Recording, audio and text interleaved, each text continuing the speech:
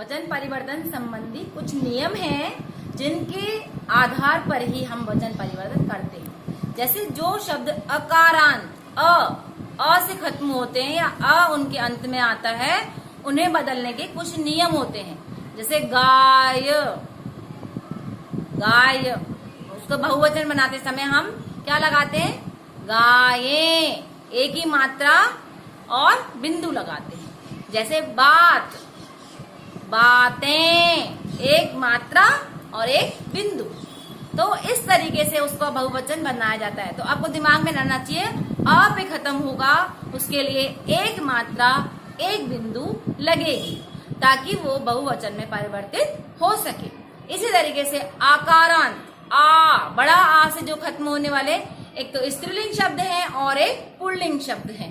तो हमने देखा गाथा, गाथा गाई जाती है, मतलब स्त्रीलिंग शब्द है। ये पहचान आ गया आपको? लिंग में मैंने बताया आपको कि लिंग की पहचान होगी गाथा। तो गाथा क्या है? स्त्रीलिंग शब्द है। तो गाथाएं, जहां स्त्रीलिंग शब्द होगा उसे बहुवचन में परिवर्तित करने के लिए छोटी ए पे चंद्र बिंदु लगाया जाएगा। गाथाएं। ऐसे ही कथा, कथा कही जाती है, यानी स्त्रीलिंग शब्द है, कथाएं। अब आकारांत पुल्लिंग शब्द है मान लीजिए, तो आप कैसे बताएंगे? जैसे तोता, तोता क्या है? पुल्लिंग। तो हमने उसका बहुवचन बताएंगे तो कैसे बनाएंगे? तोते, एक ही मात्रा लगाएंगे केवल। वहां जब हम स्त्रीलिंग में चेंज कर रहे थे, वहां छोटा ए बना रहे थे, ए, और ऊपर चंद्र बिंदु लगा रहे थे।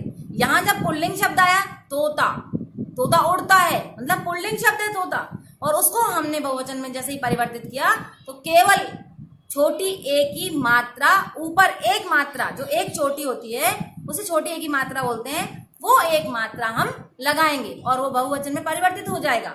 ऐसे ही अगर हम दूसरा शब्द देखें, केला, तो केला पुल्लिंग शब्द है, केला खाया जाता है, पुल्लिंग शब्द है। केले, एक मात्रा से उसको परिवर्तित किया तो हमने बहुवचन बनाया।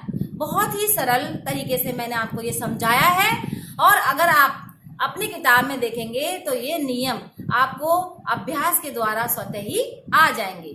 और कोई प्रॉब्लम आती है, कोई कठिनाई आती है तो हम आपके हमेशा साथ हैं। अब इसी प्रकार इकारांत, इकारांत में ई छोटा है इकारांत, और एक ईकारांत बड़ी ई। जहां स्त्रीलिंग शब्द में छोटी ई हो या बड़ी ई हो, तो आप बच्चों दोनों का नियम एक ही है कि उसे छोटी ई में है लिपि तो उसको छोटी ई में ही रहने देंगे, और या यज्ञ वाला या लिखकर उसमें आ की मात्रा लगाकर ऊपर हम चंद्र बिंदु लगा देंगे, और इस तरह वो बनेगा लिपियां। ऐसे ही मान लीजिए लड़की, बड़ी ई से खत्म हो रहा है तो उसे छोटी ई में बदल देंगे, लड़कियां बनेगा वैसे ही, लेकिन अगर बड़ी ई की मात्रा है तो उसे छोटी ई में बदल देंगे, और छोटी ई से फिर हम या लिखकर चंद्र बिंदु उसके ऊपर लगा देंगे। इससे वो बहुवचन में बदल जाएगा। छोटी ई हो या बड़ी ई, या लगाकर चंद्र बिंदु ही आपको लगाना है और वो वचन उसका परिवर्तित हो जाएगा। इसी में आगे उकारांत है। उकारांत में भी छोटा ऊ बड़ा ऊ। उकारांत शब्द जो स्त्रीलिंग शब्द है, जैसे बहू, बहू, हमारे घर में जो बहू है मान लीजिए बहू, वधू, तो इसमें क्या होता है, जो छोटे ऊ की मात्राएं हैं या बड़े ऊ की मात्राएं हैं उसमें छोटी ए लग के छोटी ए लिखी जाएगी और ऊपर चंद्र बिंदु आएगा, बहुएं, वधुएं। इस तरह से उसे परिवर्तित करेंगे और वो बहुवचन बन जाएगा।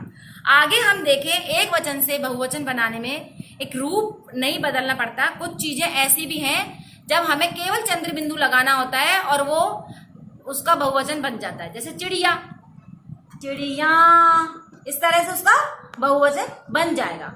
तो हमने शब्द क्या लिया? कुड़िया, कुड़िया, केवल उसके ऊपर चंद्र बिंदु लगाते ही उसका बहुवचन बन गया। हमने कोई भी परिवर्तन नहीं किया और वो हमें सिर्फ चंद्र बिंदु लिखने से ही बहुवचन बन जाएगा। ऐसे ही कुटिया, कुटिया, कुटिया होती है ना जहां सीता जी रही थी, ऐसी कुटिया, कुटिया बहुवचन। ऐसे ही कुछ शब्द हैं जब हम लिखते हैं कलम, तो कलम कलमे, कलमे नहीं होता, कलम कलम ही रहता है। कलम लिखती है, कलम से लिखते हैं, वहां क्रिया में परिवर्तन आता है। इस तरीके से चाचा तो चाचा ही रहेगा, चाचाएं थोड़ी ना बोलेंगे, चाचियां थोड़ी, चाचियां हो सकता है, चाचा चाचे नहीं होता। चाचा एक है और हमारे चाचा दो चाचा हैं, तो हम संख्या से हम उन्हें बोध कराते हैं और संख्या से हम उन्हें वचन परिवर्तित करते हैं।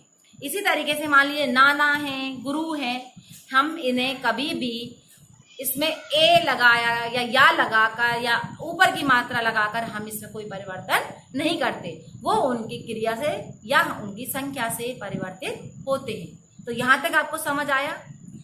अभ्यास से ही सब कुछ होता है, अभ्यास नहीं करोगे तो आप कुछ नहीं सीख पाओगे। कुछ शब्दों के अंत में हम जन, गण या लोग या हम उसे वृंद कहकर या वृंद शब्द जोड़कर उसे बहुवचन बनाते हैं।